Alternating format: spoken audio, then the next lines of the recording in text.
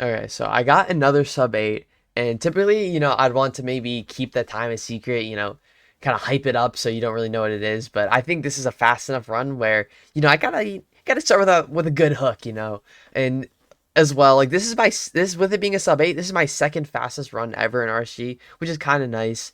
It ends up being a 7:53, which is still like 15 seconds slower than my PB, but it's 6 seconds faster than my other two sub 8s. So I'm never gonna complain about getting a really really good top time that's probably like top 20 or top 25 on the leaderboards or whatever. But this run overall, this is what you would expect to really be a sub 8 run. Like, it's just really weird. You'll see some of the splits as well. They're kind of slower than what you would expect. And also, the big thing about it, and with the title and everything, the circumstances they're so weird. They're so funny. Because on this day that I got this run, I was playing in Paceman playoffs, and when this run is taking place, this is about 10 minutes after Paceman playoffs. It's over. The winners announced. I can't get any more runs that are allowed to be submitted, and you can kind of already guess from the context clues. This run probably would have won me the tournament because going into the last hour of Paceman, I was in a three-way tie for first place at 28 points with Skycrabs and Mungie. And for that first 20 minutes of that hour, I was thinking it doesn't really matter if it's just this is all luck. RSG is all luck, and you don't. But the difference between a 1 hour and 40 minutes, it's not going to make the difference for getting a really good run. So for that first 20 minutes of the hour, you can see it here when I'm in F5. I changed my cape in game. I changed which LeBron cape I'm using, and as well, like Steven still, like it's only 10 minutes after Paceman playoffs ended. Speckner on the mainstream is watching this run live, and I think he was also yelling at me, saying that I lost the tournament because I spent that 20 minutes getting a new cape. But I mean, like I said, I didn't think there'd be much of a difference, like 40 minutes between an hour. It's all luck. I didn't think it'd make any difference. And also, I kind of like coped with, if I didn't change my cape, I wouldn't have gotten this run. It's like, the gold LeBron 2016 championship cape, it gave me the energy that I needed in order to actually, play out this run. And it's still, I should also explain, saying how this run lost me the tournament. I haven't really said so. I still only said that there's a three-way tie for first place. But like I said, with like I played, there was about an hour to go. I played about 40 minutes of that. With about 20 minutes left to go in the tournament, it was like 6:40 p.m. I finished out a sub 11 run. And it was still a three-way tie up to this point. And this sub 11, it gave me 1 point, and it put me into first place with about like 15-20 minutes left to go. And I was feeling semi-confident about my chances of winning the tournament. Like I felt decent enough, but I still also knew pretty much you could just get any run and then I would get knocked out of first place. And you would think as well, like, I've said I don't win this tournament.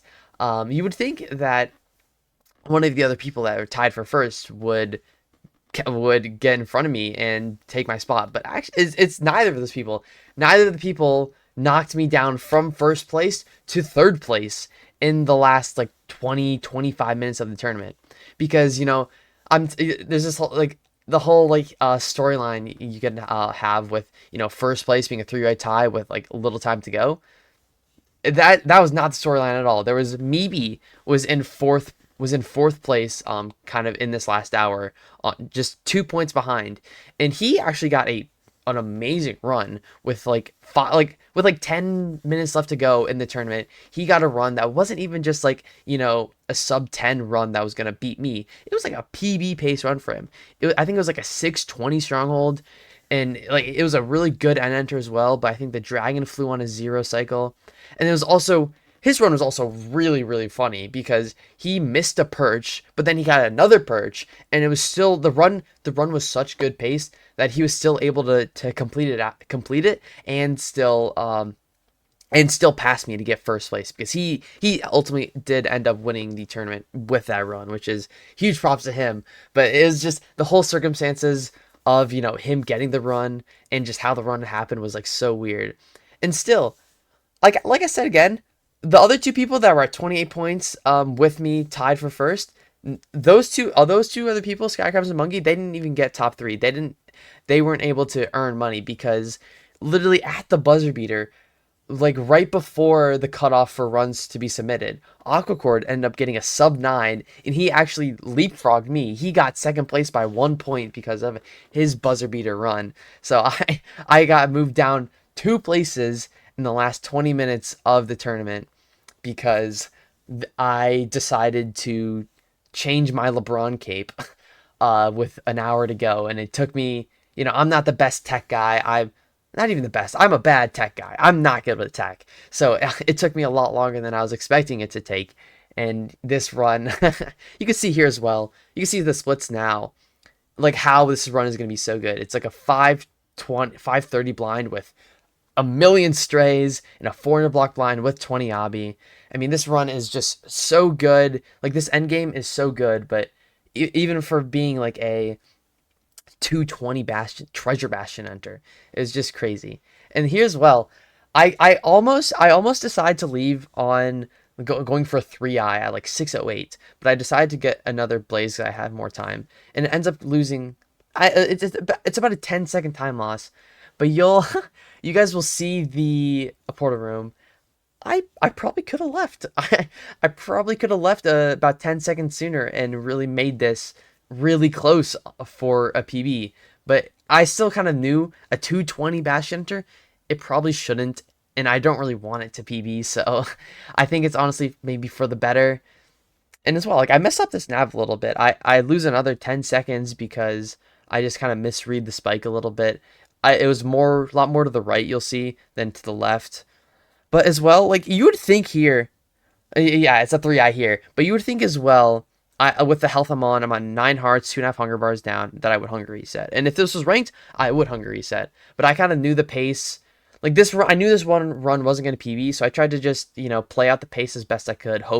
I was hoping that it was an open front tower because this is the only zero that I'd be able to do, and luckily it ends up being just exactly what I need.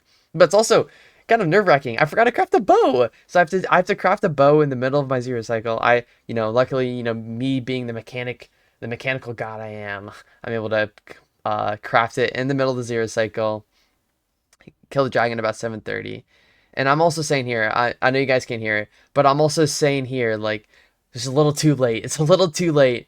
This changing my LeBron cape and getting this sub 8 cost me about $100, which it's a little frustrating, but it's okay. And also this end fountain, I just want to mention, really weird end fountain.